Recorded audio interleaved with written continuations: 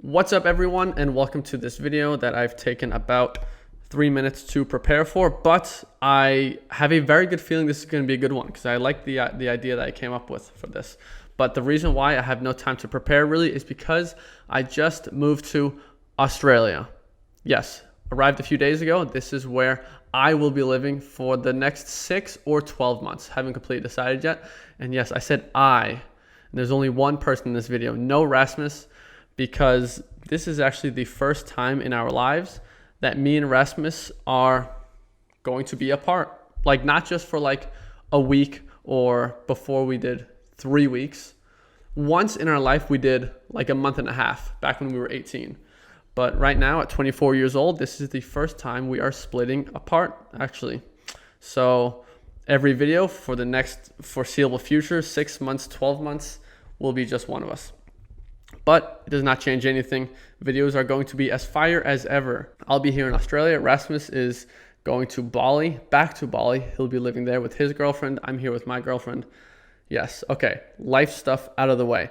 Now, what I wanted to talk about in this video, I created like this sort of checklist almost, which I think is going to be really helpful for people. This is really a video for people who are publishing and really just truly suck at publishing, because I'd say there's definitely an epidemic right now in the whole publishing community with how 90% of people just really suck at it. And it's a big shame because publishing, without a doubt, like I get more and more sold on this every single day, it is the absolute easiest way to make some money for yourself online. Like, there's nothing easier, guaranteed. Like, we've been in the game for a few years now. We're doing a bunch of other things. I've seen a bunch of other things. We have friends. Like, I'm very involved in the community, and publishing is by far the easiest thing. It's not even an accomplishment to make $5,000 or $10,000 a month with publishing, in my opinion, because it's just this thing you have to do and then do it again and do it again and do it again. Like, you could literally do it from your basement. You don't need any business skills. You don't need any skills at all other than to basically follow instructions and think for yourself, which is where the problem comes in. Most people cannot think for themselves, and which leads me into the point that I want to start this video with. So to start with, we started as like a publishing channel. Now we haven't made that many publishing videos of recent. Now I'm curious, how many have we made recently? Let's just go in here and check. So we had an Authors Republic video here. 1, 2, 3, 4, 5, 6, 7. Okay, an interview doesn't count though. 8, 9, 10, 11. Okay, so like 1 out of the past 10 videos has been about publishing. It's because just talking about publishing just isn't that fun and exciting. I love everything that we do with AIA. Like, that's the I'm repping it, by the way. That's our focus. I love it every single day, but I don't like making YouTube videos about it. And that kind of leads into the point, this is really the reason why. To be completely honest, we only want to work with people who really want to work with us. And people who really want to work with us are amazing to work with. And that's what I love. That I'm passionate about. I can speak for me and Rasmus. We are passionate with working with people who want to work with us. But we hate working with people who are half foot in, half foot out kind of people, because that's just a really stupid, shitty way to go about anything in life, is being half in, half out. And I'm just going to tell you, nothing works that way at all. Business, relationships, gym, anything. It just doesn't work. That's how a lot of our YouTube viewers are. Half foot in, half foot out. These half foot in, half foot out people are really stupid and don't like thinking for themselves. So, look at our YouTube. Yeah, have a look at our YouTube comments.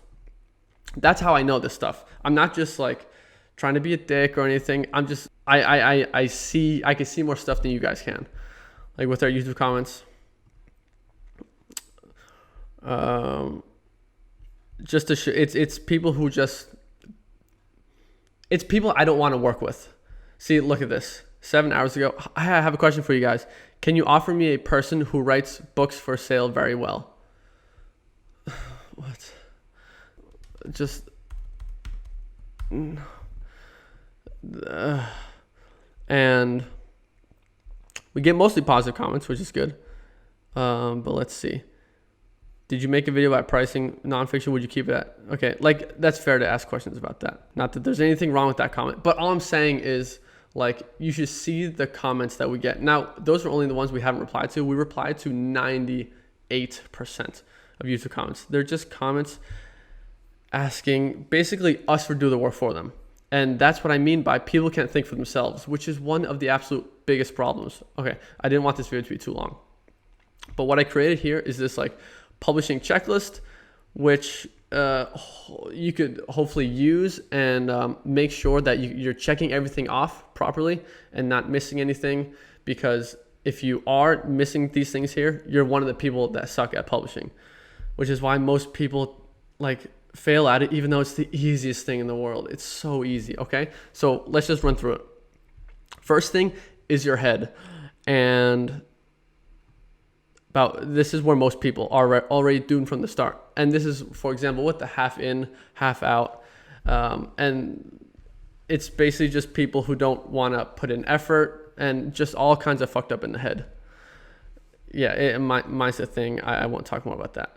Next is niche. You got to be in a niche that is high demand. Actually, no, I take that back completely. It does not need to be high demand. It just needs to be a niche that has people in it that care about the topic. Now, actually, I did have this open that I wanted to show.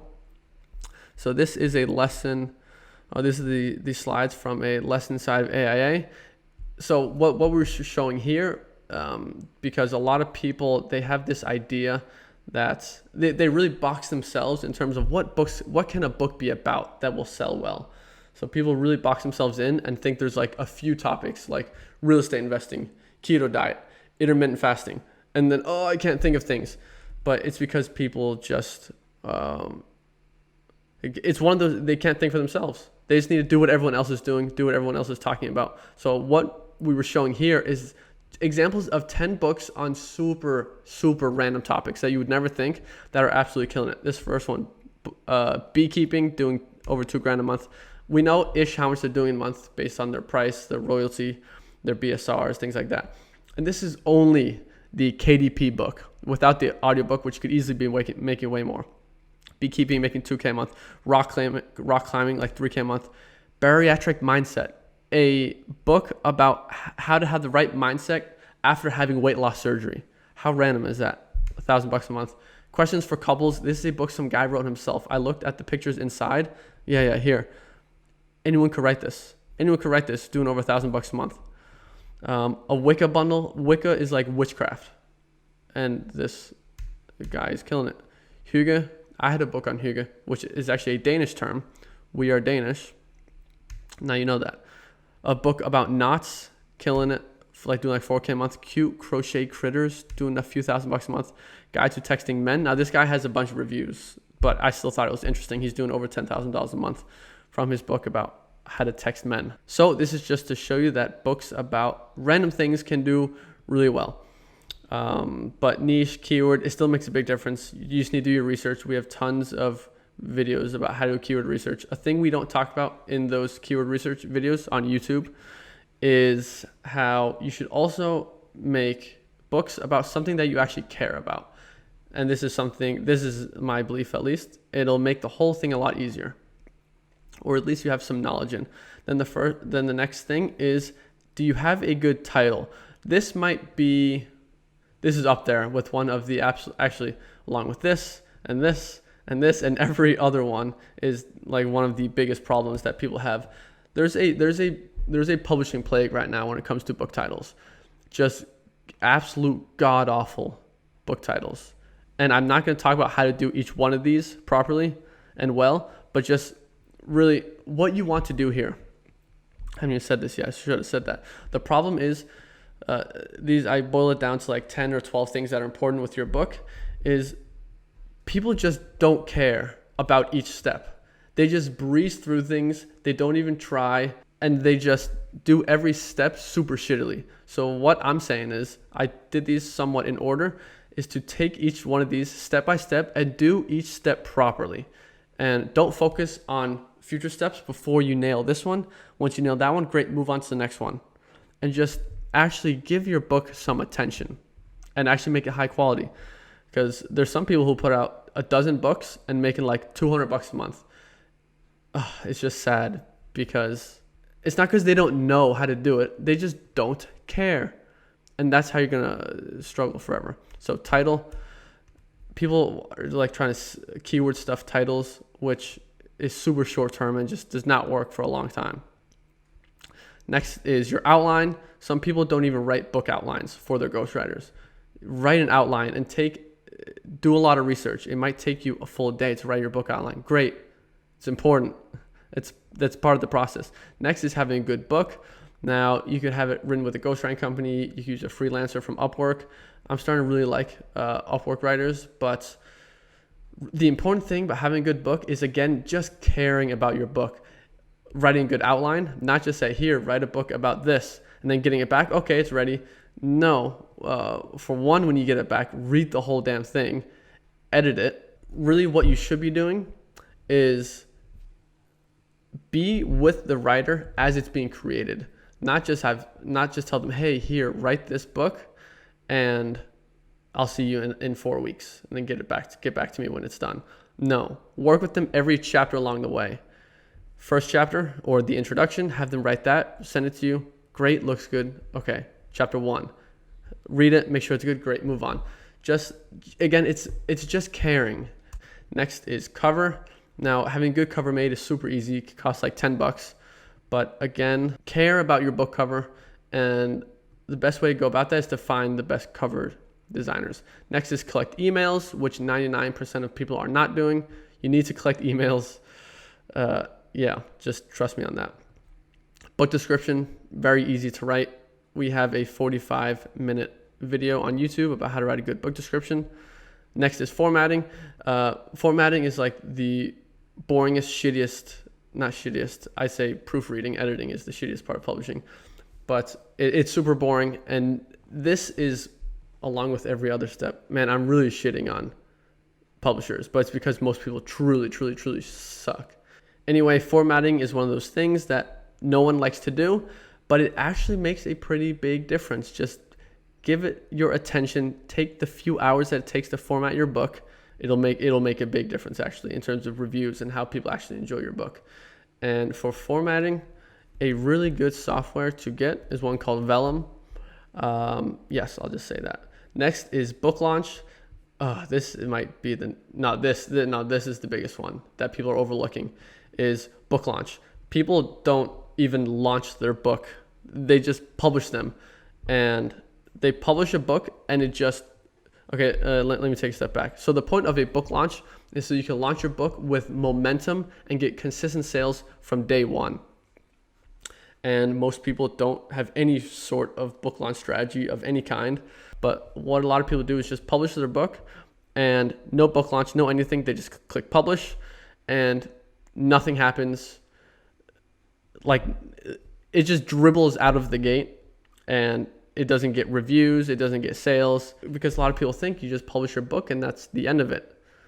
But it's not at all. I'll tell you this, with book launch, that's an example of you actually don't know what you're doing. You don't know actually how to publish your book and get consistent sales and reviews on day one and have momentum right from the start.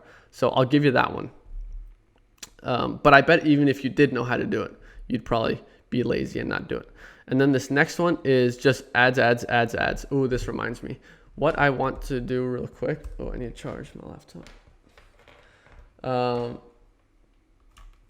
Like, I remember we made a YouTube video like a few months ago when we were in Croatia talking about YouTube ads and how they're like difficult to really profit from these days. And I wish I had made that video because it's not true. I was just finding the video and that I'm talking about, and it's this one right here. What happened to AMS ads? Why they don't work. I wish we had never published that video. I'm actually going to unpublish it because it's doing people much more harm than good. What people thought we were saying is basically just declaring AMS ads to be dead and they don't work, which is just so far from the truth. We did sort of say things along those lines. They just aren't working the way they used to. But now, after just running some more ads, and people inside of AIA can get amazing numbers with AMS ads. How do I take this off? Okay, let's make it unlisted. Okay, what I want to show is just someone who sent us a message showing their results in their AMS ads dashboard from like last week, just to show you. So yesterday was my best day to date. This was in one day. See, this is how you should be running ads. Spending $52, $265 in sales. Now, let's be conservative and say half of that is royalties. So 52 in spend to make about $130. So $70 profit in one day from AMS ads. Oh, that's awesome. And 19.68% ACOS. And yes, so look, clearly AMS ads are working. But the reason why people's AMS ads often don't work is because of this stuff. It's because of the big one is cover. That's one we've really noticed makes a gigantic difference. If you have a good cover, AMS ads will work really well. I should call it Amazon ads, will work really well in your book. Title as well, description. But when you have a shit book, you try and run ads to it, yeah, it's gonna suck and you're gonna lose money on ads. But you can build an entire publishing business. Forget the audiobooks. I didn't even write audiobooks here anywhere. Forget the audiobooks or anything else. Just run tons of Amazon ads to a high quality book. Listen, it needs to have some reviews, some like a few, literally just one good review, and it'll convert. Run some ads to a book, and that in itself can carry a publishing business just solely on the back of Amazon ads. Now, you obviously don't want that because you don't want to rely on one source for your income. But yes, Amazon ads are so ridiculously, stupidly overlooked. Like someone will say, "Oh, I'm not making for my book." Okay, how's your ads numbers? I'm not running ads. Fuck. This is what I'm talking about. It's just really frustrating to see. Because people come complaining to us, looking for answers. We've given you all the answers. You're just not doing it. Okay, audiobooks. And then the last big one is reviews. Reviews is probably the number one difference maker of all of these. When someone comes to us and says, "Hey, I'm not having success with my books. Can you have a look at my books?" Which we'll always do for our AIA members who have like put out some books and they're not doing as hot as expected. I can only think of twice where that's happened. Someone's actually published like at least 4 books and just not doing very well. And then every time they have no reviews whatsoever. So what they're doing is they're just publishing and expecting sales to come, which is not how it works. You need reviews on your books. Again, so I don't want to talk about each one of these steps and how to like be good at it, but reviews, stupidly important. Like without it, you'll fail forever. With it, it's like impossible to fail as long as you did the rest of these steps okay. But if you nail every single step, you can't not be successful at publishing. And most of this really just comes down to caring for your book. Give it some damn attention. Now, I'm really in the mood to sit and rant about that right now, but I'm not going to. But that's really what it is. People will put out books and just not care. They don't give a shit. And that all comes back to like in the head. They're just fucked up in the head. And then if you're too broke, write some books yourself. This is a massive excuse for a lot of people. Hey, I just don't have any money. Write books yourself. How many books have I written myself? At least a dozen. And oftentimes the ones that I write myself are some of the best performing books I've ever published. Truly. And I wrote one about like a workout book about like body weight exercises because that's something I could write about and I wanted to, and it just killed it. It did really well. And the more I think about it, I could think of like 6 books in my head that I wrote that have just gone mental for me. But some people just, if they don't have the money, oh, it's not for me. Publishing is like the only business I can think of where you can have absolutely no money and still do well if you just know what you're doing and actually try. Just try. Okay, so do that. And most people probably make 10 to 25% of what they can from their books because of this, because they just don't care. And do you suck at publishing? This might, you know what, this is going to, I think this will be the title of the video. And then bundle. Of course, bundle. I don't even need to talk about that, but some people don't do it. Again, this comes back to people being halfway in, halfway out, and just not trying, not caring. That's why you suck at publishing. And then you come to our YouTube channel and ask us stupid questions about like, there's just, I'll stop. Fuck. I really hope this doesn't come off wrong as me being a dick towards people, but I know most of our viewers are not this way. But we get people who just discover our channel. They drop comments like this, they complain, and it's like they almost blame us for publishing doesn't work. Like what he was saying, oh, it's not sustainable, too much competition. No, you're just trash at this, and you don't try, and you don't actually treat it like a business. Okay, fuck, this video's gone on for way longer than I was anticipating. What I really want this to be is kind of like seeing the doctor, where you come in with your publishing business, you have a ton of problems, and we sit down and we diagnose you, see where your problems are. Most people have problems with 9 out of the 10 things here. So just do all these things properly. Like, it's not even a case of you don't know how to do it for a lot of people, because we got YouTube videos on all of it. Okay. Okay. I'm just going to publish this video and hope that it doesn't come off the wrong way. And maybe the people who watch to the end can kind of see my genuine attempt here at trying to help, but I guess being a little moody at the same time, because people complain and like blame it on us. Okay. So that's the end of this video. If you watch this video to the end, again, this is how we come up with the magic emojis. We look around, we try and see what's in our vicinity, and then we say that's the magic emoji. So the magic emoji for this video is an avocado. Drop the avocado emoji. That's gonna bruise it.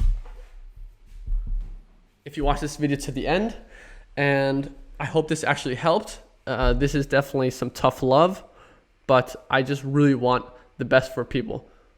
For the people that actually care. For the people that don't care, keep on struggling. Like, that's not my problem, and you don't deserve to find success with publishing.